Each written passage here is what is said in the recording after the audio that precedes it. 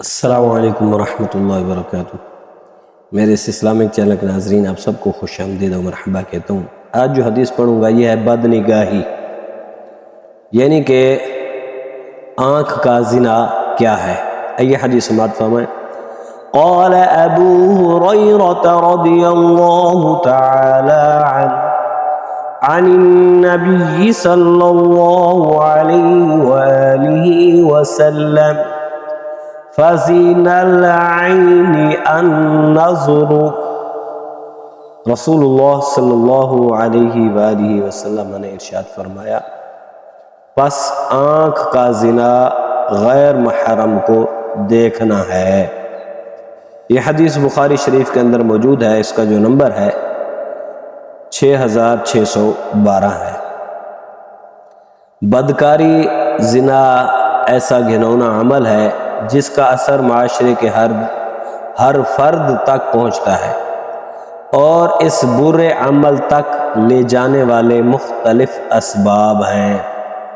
اس لیے اسلام نے معاشرے کو پاکیزہ اور صاف ستھرا رکھنے کے لیے ان اسباب پر پابندی لگائی ہے تاکہ اس ناپسندیدہ فعل سے بچا جا سکے، اور ان میں سے ایک سبب بد نگاہی ہے۔ آنکھ دیکھتی ہے، دل پر اثر ہوتا ہے اور شیطانی تصورات جنم لینے لگ جاتے ہیں۔ یوں انسان شیطانی ہتھ کنڈوں کا شکار ہو کر گناہ کا ارتکاب کر بیٹھتا ہے، جس کا خمیازہ اسے اور اس کے تمام عزیز و اقارب کو بھگتنا پڑتا ہے۔ ان کے والدین بھی پریشان ہوتے ہیں کہ اب کیا ہو گیا ہے۔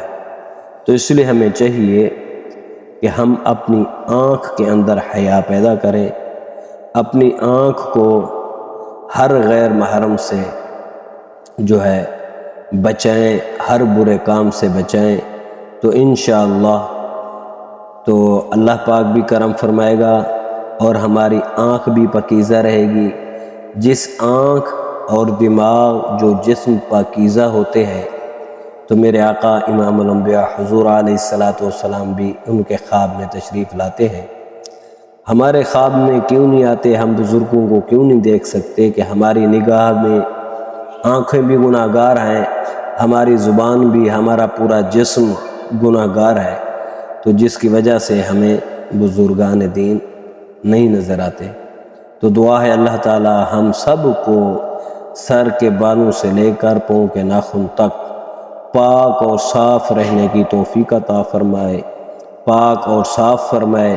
اللہ تعالی ہمیں بری نگاہوں سے بھی بچائے۔ اللہ تعالی ہم سب پر اپنا خصوصی فضل و کرم فرمائے۔ اللہ تعالی ہماری ماؤں، بہنوں، بیٹیوں کی عزت و آبرو کی حفاظت فرمائے، اور ہمیں چاہیے کہ ہماری مائیں، بہنیں، بیٹیاں با پردہ رہیں اور با پردہ ہو کر باہر